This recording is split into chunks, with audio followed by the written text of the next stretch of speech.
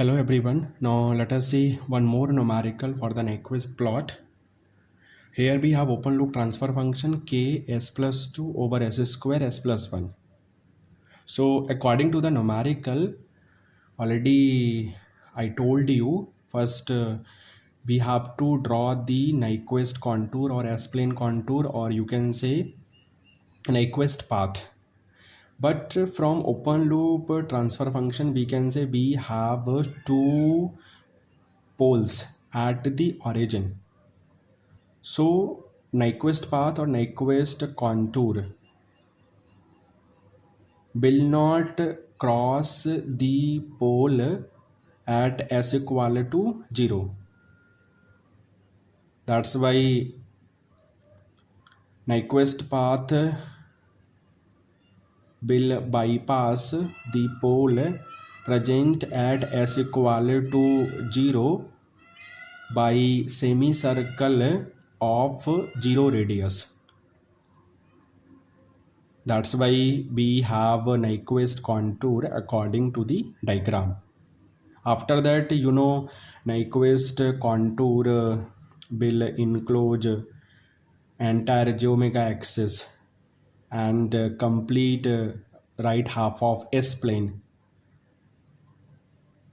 So we have a Nyquist contour according to the diagram. For larger semicircle, suppose radius is capital R, as limit capital R tends to infinity. And for a smaller semicircle, suppose radius is epsilon, as epsilon tends to 0. This is j infinity, this is minus j infinity, because this will define minus j omega axis, and upper half will define positive j omega axis. Here we have minus j0 minus, here we have positive j0 plus. After that we can define different sections for Nyquist path, suppose C1, C2, C3, C4. So first we will map section C1 of a Nyquist path from S plane to GH plane. Already we have seen in previous video classes for different numerical. So along C1 you can say S equal to j omega, because from diagram it is clear that we have C1 on the j omega axis. That's why we have s equal to j omega, and here omega will vary from 0 plus to infinity or 0 to infinity. But we want to define the mapping of section C1 from S plane to GH plane. That's why we will put s equal to j omega in given open loop transfer function. So we have open loop transfer function in frequency domain. Let us calculate the magnitude from first equation. Let us calculate the phase angle according to second equation. Already I told you how we can calculate the magnitude. We can calculate the magnitude for numerator term as well as for denominator term with the help of under root real square plus imaginary square. Similarly, we can calculate the phase angle for numerator term as well as for denominator term with the help of tan inverse imaginary upon real. But for denominator term we have phase angle minus tan inverse imaginary upon real. So we have magnitude from first equation, we have phase angle from second equation. Now define value of magnitude and phase angle for omega equal to 0 and for omega equal to infinity, because along C1 omega is varying from 0 to infinity. So for omega equal to 0 we have magnitude infinity from first equation and phase angle minus 180 degree from second equation. Similarly, for omega equal to infinity we have magnitude 0 from first equation and phase angle minus 180 degree from second equation, because 90 degree minus 180 degree minus 90 degree. So plus 90 minus 90 cancel out, so we have minus 180 degree. For omega equal to 0, 0 degree, minus 180 degree, minus 0 degree. So we have phase angle minus 180 degree.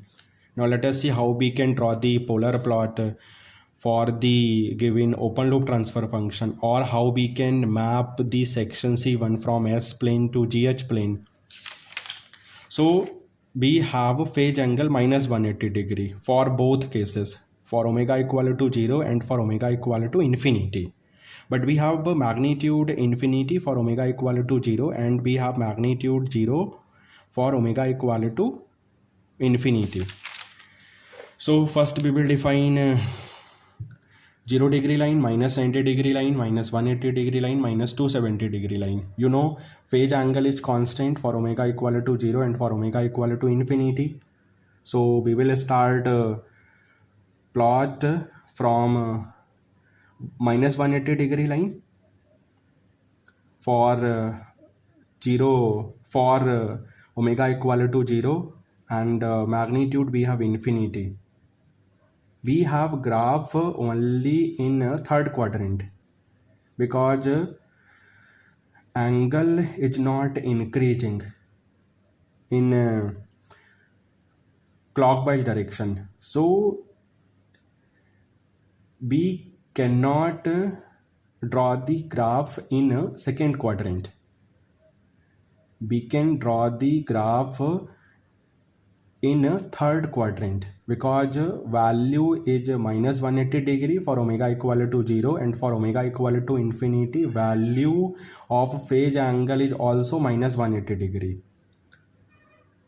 But for omega equal to infinity we have magnitude 0, that's why it will end at the origin. So this is a polar plot, or this will define mapping of section C1 from S plane to GH plane. Here we have omega equal to infinity, magnitude 0. Here we have omega equal to 0 plus magnitude infinity. Now let us see mapping of section C3. Mapping of section C3. So you know, along section C3 we have S equal to minus j omega. Along section C3 we have S equal to minus j omega, and omega will vary from infinity to 0 or infinity to 0 minus. And already I told you g of minus j omega into h of minus j omega is complex conjugate of g of j omega, h of j omega. So we can do mapping of section C3 according to mirror image of mapping of section C1 about the real axis. So here we have a mirror image of the polar plot, and polar plot already we defined for case 1 or for section C1. So let us draw the mirror image of polar plot to define mapping of section C3 from S plane to GH plane. From S plane to GH plane with reversed direction. So here we have omega equal to infinity, here we have omega equal to 0 minus. Now let us see mapping of section C2. Already I told you, and we have same name in all numerical. Section C2 means semicircle of infinite radius. So we can map section C2 as per previous numerical, or you can map section C2 from S plane to GH plane after substituting S equal to limit r tends to infinity r e to the power j theta, and here theta will vary from 90 degree to minus 90 degree through 0 degree. So you can easily map section C2 from S plane to GH plane as per previous numerical. Now let us see section C4 or mapping of section C4. So along C4 you can say we have a phase angle from minus 90 to plus 90 through 0 degree, and we can map C4 from S plane to GH plane after substituting S equal to limit epsilon tends to 0 epsilon e to the power j theta, and theta will vary from minus 90 degree to plus 90 degree through 0 degree. Now let us calculate GH. Let us calculate GH for S equal to epsilon e to the power j theta as epsilon tends to 0. So we have GH function of epsilon e to the power j theta equal to limit epsilon tends to 0. In numerator we have K epsilon e to the power j theta plus 2 divided by epsilon e to the power j theta square. In second bracket we have epsilon e to the power j theta plus 1. If we will simplify, we have limit epsilon tends to 0 k into 2 divided by epsilon square e to the power 2 j theta into 1. So we have magnitude limit epsilon tends to 0 2k over epsilon square. We have infinite magnitude, and we can define phase angle with the help of e to the power minus 2j theta. So here we have phase angle minus 2 theta, and we know theta is varying from minus 90 to plus 90. So here 5 will vary from minus plus 180 degree to minus 180 degree through 0 degree, because if we will put theta 0 degree, we can say through 0 degree. Now let us define a Nyquist plot. Horizontal will define real GH, vertical will define imaginary GH. 0 degree line, minus 90 degree line, minus 180 degree line, minus 270 degree line. First define mapping of section C1 with the direction. Here we have omega equal to 0 plus, here we have omega equal to infinity. Let us define mapping of section C3. Mapping of section C3 with the direction. Here we have omega equal to 0 minus. Now define mapping of section C2. You can say we have point at the origin in GH plane. To represent the mapping of section C2 or mapping of semicircle of infinite radius. Now define mapping of section C4. We have magnitude infinity, that's why we have a circle of circle or semicircle of infinite radius, and phase angle will vary from 180 degree to minus 180 degree through 0 degree.